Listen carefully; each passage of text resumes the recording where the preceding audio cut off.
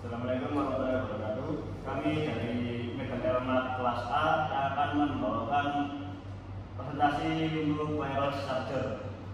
Untuk tim saya sendiri adalah dari Muhammad Abdul Khair, NIM 855. Saya Saryananta dengan NIM 22054. Saya Tivita Sari dengan NIM 51. Saya Nadia Farid Badawar dengan NIM 39. Saya Lina Fadila dengan NIM 40. Ya, untuk kali ini kita akan membawakan wireless charger. Wireless charging itu adalah pengisian daya nirkabel teknologi yang memungkinkan pengisian daya perangkat Apple tanpa menggunakan kabel listrik. Jadi di zaman yang sudah pesat ini kita tidak memerlukan lagi kabel listrik untuk mengecas baterai atau HP.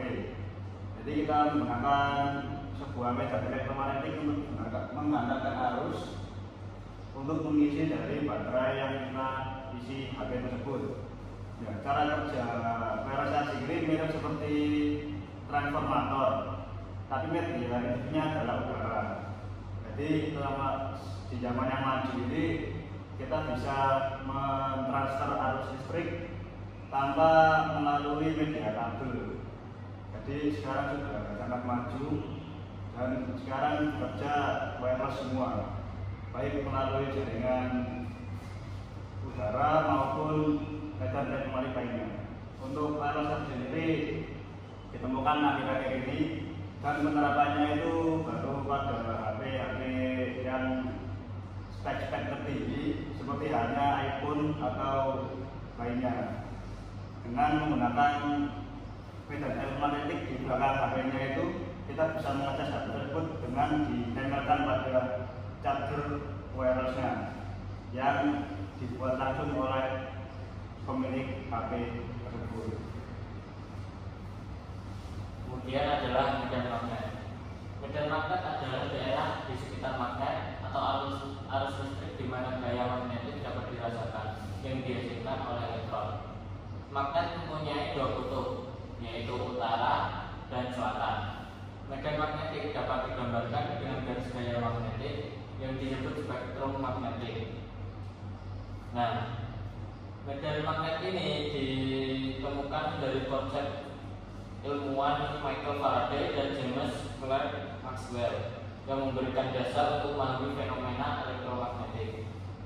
Medan magnet memiliki berbagai aplikasi dalam sehari-hari dan teknologi, contohnya dalam motor listrik, generator untuk mengubah energi listrik menjadi energi mekanik dan sebaliknya.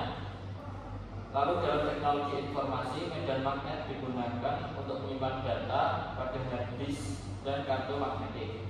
Selain itu, medan magnet juga berperan penting dalam teknologi medis, seperti dalam mesin MRI atau magnetic resonance imaging yang digunakan untuk menghasilkan gambaran detail organ dan jaringan tubuh.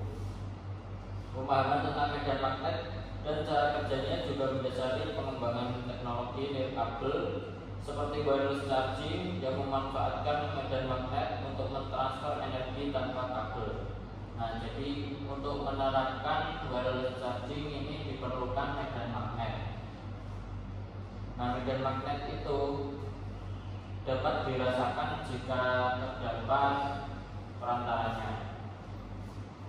Oke, selanjutnya yaitu adalah di dalam medan magnet juga terdapat sebuah induksi elektromagnetik yang dimana peristiwa itu tersebut timbul adanya arus listrik akibat perubahan flux magnetik. Nah, yang disebabkan oleh suatu rangkaian atau konduktor oleh perubahan medan magnet yang melintasinya. Induksi elektromagnetik terjadi ketika medan magnet yang berubah, baik karena bergeraknya magnet atau perubahan arus listrik. Dan sama seperti dengan medan magnet, induksi elektromagnetik ini ditemukan oleh Michael Faraday. Dan dalam konsep umum, fenomena ini dinamakan adanya arus listrik dalam sebuah kawat akibat adanya perubahan magnet. Konsep ini merupakan dasar dalam fisika yang ditemukan oleh ilmuwan Inggris tersebut. Dalam contoh penerapan induksi elektromagnetik ini, yaitu yang disebutkan oleh teman saya tadi, yaitu wireless charger. Namun ada juga itu pada pembangkit energi listrik. Pembangkit energi listrik itu menerapkan induksi elektromagnetik adalah yaitu generator dan dinamo. Dan di dalam generator dan dinamo terdapat kumparan dan magnet.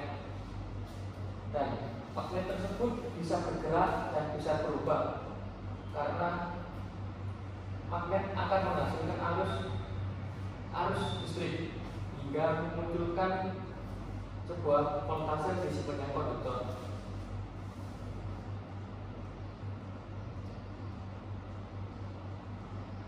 Nah, dalam induksi elektromagnetik itu adalah ada pemisahan muatan listrik di dalam magnet dan konduktor.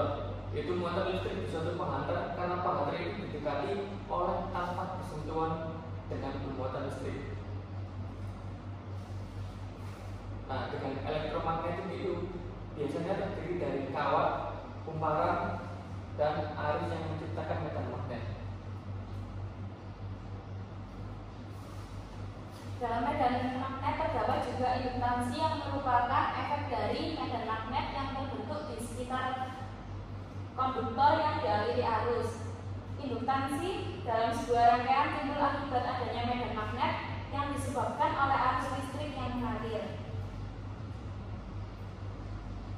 Induktansi seringkali tergantung pada geometri induktor, jumlah lilitan atau turns, dan jenis bahan pengisi atau core material yang digunakan dalam konstruksi induktansi yang lebih tinggi. Berarti induktor memiliki kemampuan yang lebih besar untuk menyimpan energi dalam bentuk flux magnetik ketika arus mengalur melaluinya.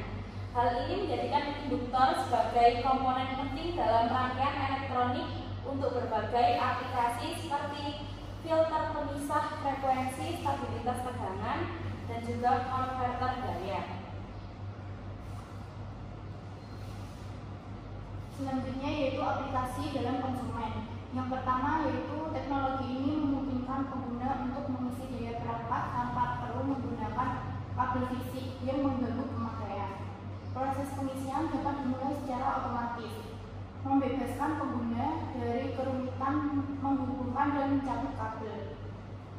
Yang kedua yaitu kelebihan utama dari pengisian kabel adalah pemeliharaan port pengisian ponsel yang lebih baik dengan mengurangi atau menghilangkan kebutuhan untuk memasukkan dan mencabut kabel secara teratur. Risiko kerusakan mekanis pada port pengisian. Ketiga yaitu kelemahannya. Yang perlu dipertimbangkan salah satu kelemahan utama adalah efisiensi pengisian yang lebih rendah dibandingkan dengan pengisian kabel konvensional.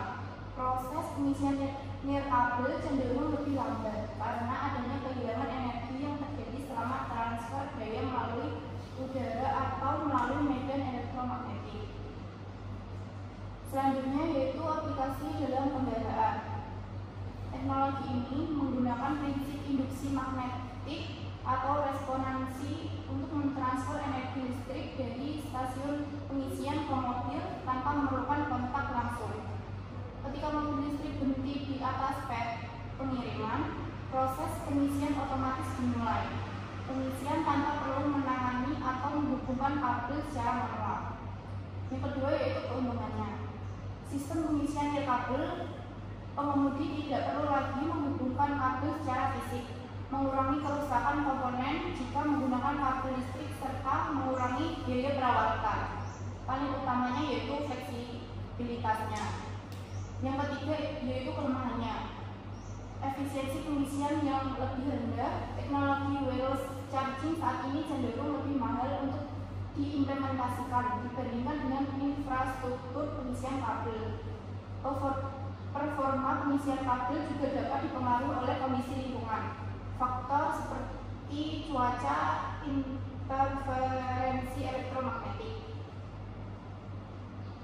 Ya, jadi kesimpulannya adalah dulu itu ada Bapak Faraday, dia menyatakan itu bahwa medan magnet itu bisa menghantarkan arus. Nah, sekarang dikembangkan lagi menjadi teknologi yang seperti ini. Jadi semakin berkembangnya zaman, dari teori-teori tersebut bisa terrealisasikan. Ya, Sekian presentasi dari kelompok kita mengenai wireless charger. Jika ada yang salah dalam ucapan, kita mohon maaf. Wassalamualaikum warahmatullahi wabarakatuh.